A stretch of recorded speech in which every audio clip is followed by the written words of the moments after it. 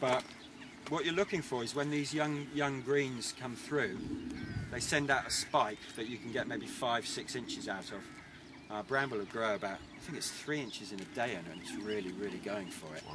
Wow. So this shoot that comes out, basically at the moment obviously the spines are really hard. You need the shoot when the spines are like fur and soft, and then you can peel it, and that pith inside is really, one, it's got lots of liquid.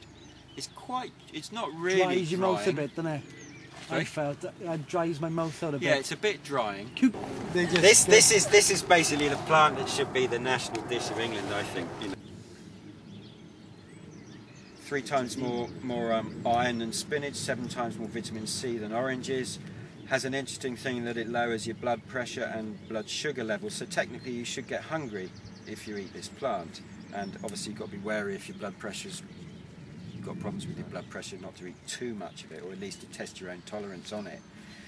I basically will forage this throughout the year. All the books say you don't eat it throughout the year because you develop obviously this grainy texture that takes out your kidneys. But with nettles, the way that you need to be finding them in the later part of the year, not obviously now, but a bit more in the summer, is to go under canopy, right under bushes, small, sweet tops that are still growing right through the year. So you can eat nettle right through the year, you just need to know the habitat and the location of where it is. Are you just picking the tips then of the whole plant? No, just generally the tops. I'll go that far down, okay. You know, that lot there, that's what I'll use. And I'll use the stem as well. What you do with nettle? Well, I mean, it's just such a bulk food, and it's in dry weight, it's 35%, it's actually nearly more, 40% protein in there. Now when I fast, when I heal myself, I don't particularly use herbs for when I'm ill. I use herbs as food is medicine, medicine food kind of side. So one thing I did last year is I felt myself coming down with something in the spring, and I was making nettle infusions, which were basically you take the tops, stuff a jar or container with them and put boiling water on, and you leave that overnight to leach out all the nutrition, and then you just drink the nutrition. You can then use the rest of the leaf matter in a dish somewhere. But what I found, because I'm an experienced faster, is that generally day 1, day 2, day 3 you get really hungry, or at least because we're so habitual, you know, your habit hunger comes up. You do that for a cleansing, is that why you do it? Yeah, just to let the body shut down and rest and allow. Whereas when you eat, all the energy in your body's going into your gut and trying to digest. When you're ill, if you look at animals, they tend to just lie down. The dog will lie down, a cat will lie down, it'll just stay still. Might eat some grass to purge itself, but that's as far as it goes, and then once it feels better, it'll start eating again. So I was drinking this nettle infusion, and I had no hunger, and I couldn't work it out, and it was bliss. It was like, wow, this is the first time I've had a fast where I'm not actually struggling with wanting to consume stuff. And it was like, why haven't I got any hunger here? And then obviously my brain clicked, because if you look at like the trendy diets, you know, Atkins diet, this protein-only diet to lose weight, if you actually just eat protein, as you most probably know, you know, your hunger really goes. It's taken care of. So what I found was that a plant that lowers blood sugar technically should be making me hungry, but because of its protein content, is not making me hungry. So you were drinking that water stuff, but not eating, but just drinking that? I was just drinking the liquid. And I was feeding you? Yeah, absolutely it was. And it just, That's the skin just totally cleared up. Within 2 days, my skin had become baby soft, and it was fantastic. This is a major plant that is just so overlooked. I mean, you know, obviously you guys know all the other kind of uses of it for cordage and stuff. But as nutrition, it's definitely a base to me. And one of the things is that I will, I don't have a problem eating this raw. Even, you don't want to, again, you've got to test your body, because you've got formic acid in there with the sting, which is obviously what the ants give you when they bite you. But if you just smash that up, so providing you just smashed it up, you can just eat it raw. And I'll tend to make pestos and stuff like that. I'll use it as a big base for pestos, raw. So would you use it in place of basil, or as well as? No, I don't use basil in my pestos at all. No, I mean the classic one I'll use is the one that I kind of do at this time of year is nettle, ramson leaf. Yeah. It's ramson root. Yeah. Obviously you've got permission, and bittercress, hairy bittercress, and that's a lot of hours of editing. Basically, he will harvest the whole plant, take it down, he will grind, he will use an old, using the forager, then that gets spat out, it's got big kind of chunky bits, that's then put into a corkscrew that squeezes all the juice, that basically it mashes it, masticates it into a mush. That mush is then put in a press, huge car jacks, in fact heavier than car jacks, just press, getting as much of that liquid out. That liquid's then collected and then is slowly dripped into rolling boiling water. And what happens is, it doesn't matter when you're gathering, you actually have some poison plants in there, because what happens is the whey is all the toxins, and what you have is this curd that floats to the top that you scoop off. Oh, right. And you can then lay that over muslin, and again he then presses that. You can eat that curd just as it is. It's like the scum. It's like the scum, yeah. But he basically presses that, lays it out on racks, wire racks, wire rack, muslin, slop, put the muslin over, again, huge car jack, just press. Like a giant cider, like a cider press. Yeah, yeah. Come down in the morning and you have this really thin, green... Cheese, it's called in cider. it's like a cheese, yeah. It is, yeah. But can't you do that? You could probably do that on a small scale with a blender and boil them, or could you? Or this not is the so much? problem. The reason I've done the filming is to actually get it out on the net, so hopefully some bright spark can come up with a contraption, a home top addition, like a home juicer.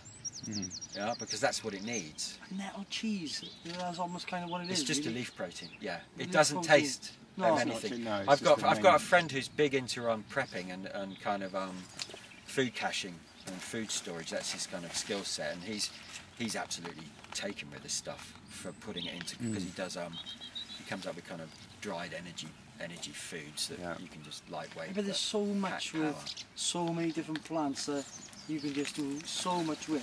Yeah. And as you say earlier on, it's just knowledge lost. Yeah, it is. We have to be reborn again. You know, we got the nettle maybe under the hat.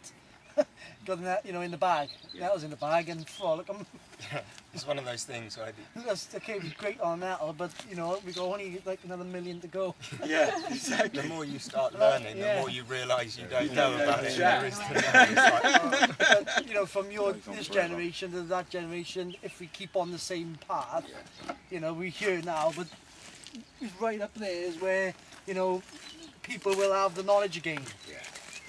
Well, we've spent an hour and we've walked no more than 50 yards from the car already. Just talking about a couple of things. One of the things I've found is this kind of medicine food scenario is you can't separate the two.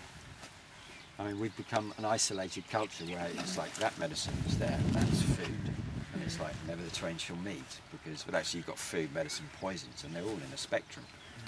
So when I do the plants, obviously I've come across the medicinal uses of plants, but my take on it is very much more the nutrition and just the taste side rather than... Well, it's like plantain in it is medicine and it's food. Yeah. Is that what you're trying to say? They virtually all are. Yeah. We're only here today, or evolved. We're here today because things were good for They us. have an array of nutrients in a plant, and they have an array of physiologically active compounds.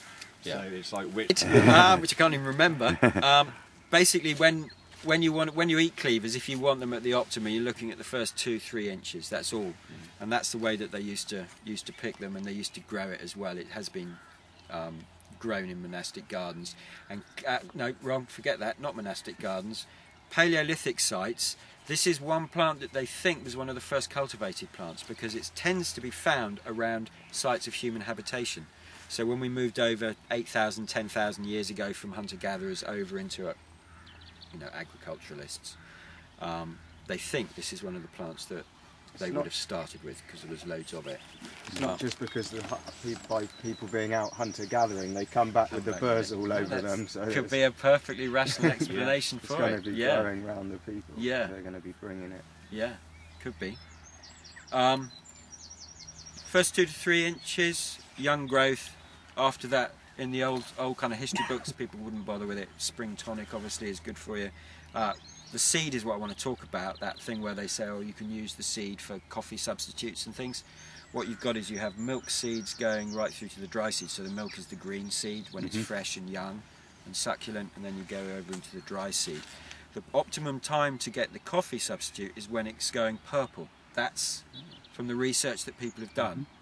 So harvest, if you want a coffee substitute, harvest the seed at the purple stage and not when it's too young or brown. There you are. And then you have real flavour, because it is part of the coffee family. And there's a preparation. Coffee family. Is it? Yeah. Galliums are in the coffee Yeah, family? apparently. Marcus, that's what Marcus told me. Which is why people use it as a coffee substitute, because obviously it's... It's funny that you said milk seed earlier, because like that, the gallium is from the Greek gala, for milk. So the veg straws are used to curdle milk. Okay. Did they use the juice of this to curdle? I think they believe did, didn't they? They may have used ladies' veg straw, and they may have used the woodruff, because they're all in the gallium. Okay. So to make this coffee, Just toast the seeds, grind, yeah, water, You see toast like lightly roasting over, just on a skillet, dry pan. a pan. Yeah. yeah. On a hot rock. Yeah, hot rock. And between two hot rocks is quite good. Get Okay. 2 hot flat rocks out the fire, put your seeds on, put the other hot rock on top. They're in an oven. Yeah. Just no espresso. No espresso, no cappuccino.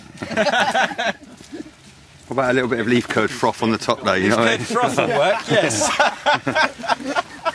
Cuckoo spit. Just too quick for me. Old herbal man here will obviously have told you about it, but it used to be known as ale hoof. And in the Culpeper days, when the apothecaries, Lord Sloane and everyone were bringing in all the exotics, peasants thrown off the land into the cities to work for the masters. Tea was coming in, really expensive, was obviously the drink of the aristocracy, but the poor people wanted in as well. So basically the servants would harvest all the leaves, tea leaves that were coming, they'd dry them out and then resell them at the market, and you'd get tea leaves that were resold maybe 6-7 times. Obviously poor people with limited funds were a bit pissed off with that. So the way that they resolved it was they would dry the leaf of ground ivy, and it was known as gilly tea.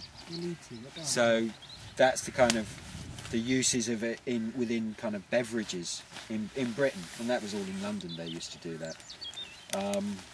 And that was used to clarify ales before the whatever you use to clarify ales now. And was also, agar and carrageen extract from seaweeds they use now as a flocculant in a lot of the beers. flocculant is the is the what it takes a sediment and it Right. clarifies it. okay. That's commercially used. Because obviously with it in the old days when water quality was not too good, you hear these stories that they would just drink ale all day long. Well, they were drinking ales that weren't like 5%, they were like 0.5%, 1% max. And so you had a lot of ales in the medieval times called groot ales, and groot ales were basically before hopped ales. And what happened was again with the enclosures that you threw all the peasants off the land, there was only one place for them to go, and that was